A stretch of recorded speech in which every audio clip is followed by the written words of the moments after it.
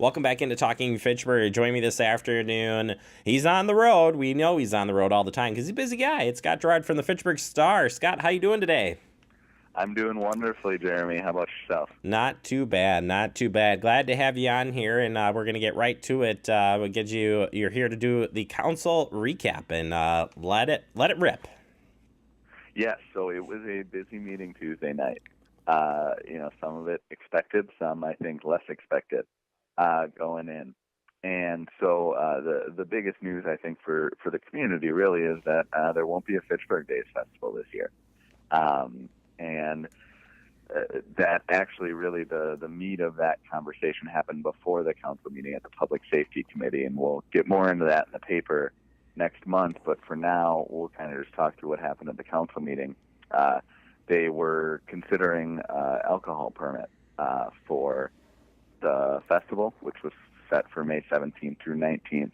And Jay Allen came up and spoke, who organizes Fitchburg Days, and said, hey, the Public Safety Committee denied our sound permit for this, and so nothing else really matters. Without that, we're not doing it, and said he did not want to push to try to have it approved next month because of the money he would have to pour in to between these times to have the festival ready to go in case it got denied again.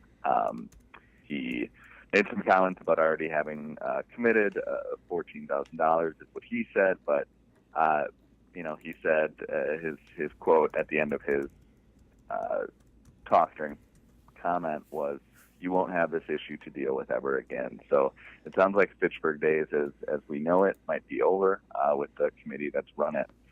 So not sure. It seems like there won't be a festival this year, but not sure what will happen in future years. A couple alders mentioned that they hope to see some sort of festival in the future, but felt it needed a break to reset.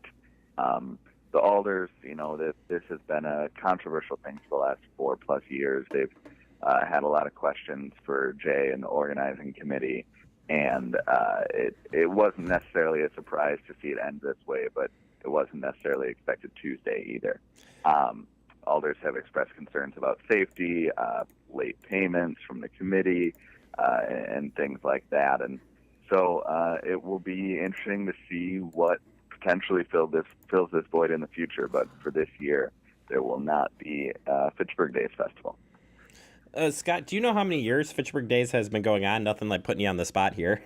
No, so actually I used you guys to do a little research on that. I saw an interview last year where Jay was talking about the history of it, and he said it originally started in the 1970s, but it wasn't what Fitchburg Days is today. It had kind of a different purpose for the gathering, but kind of came back. It fell off for a little while and came back in the mid-90s.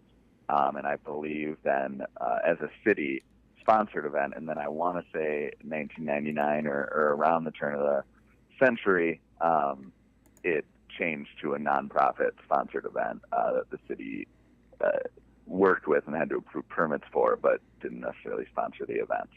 Sure.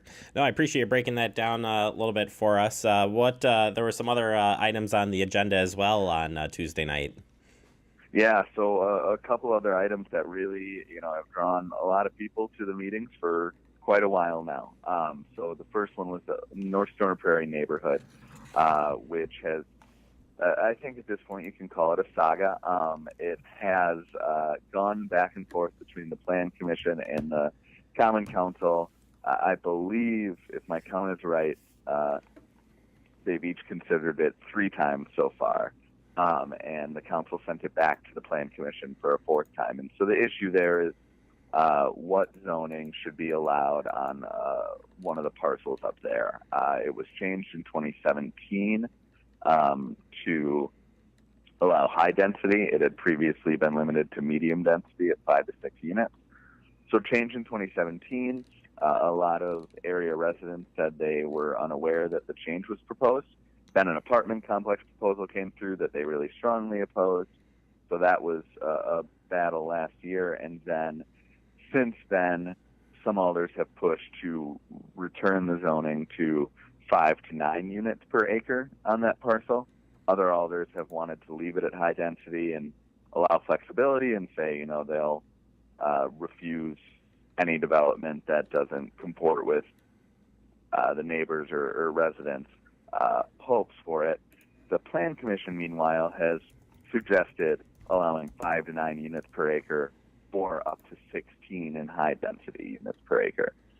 So, and so basically the Council and Plan Commission have just been sending their versions of the amendments back and forth, and they're doing it one more time. There's been some legal question on whether they have to agree. City attorney has said yes.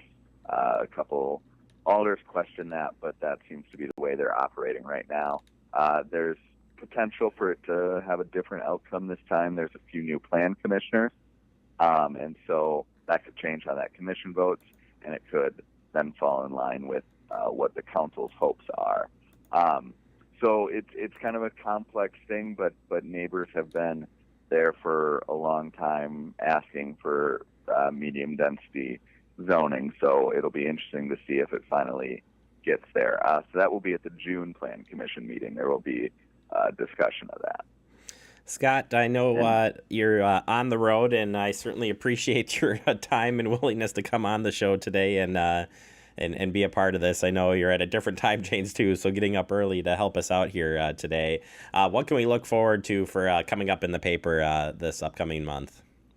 Yeah, coverage of certainly both of those things and a couple other things from last night's council meeting. We'll have some stories on construction that's coming up this year. Both roads and private, that season's kicking off. So I hear there's going to be snow on Saturday, so maybe that'll put a little pause into it. But construction season's going to be here one way or the other, so we'll highlight a lot of that. And then the rest of our normal coverage, special election preview for a county board seat, and plenty of other features on local things that are going on. All right, Scott. Well, again, I appreciate your time as always, and we'll look forward to having you back here for the next council recap. Thanks for having me. All right, that's Scott Girard, Fitchburg Star, getting up early here today, even when he's out and about, helping us out here, and we certainly appreciate it. We'll take a quick break. You are watching Talking Fitchburg.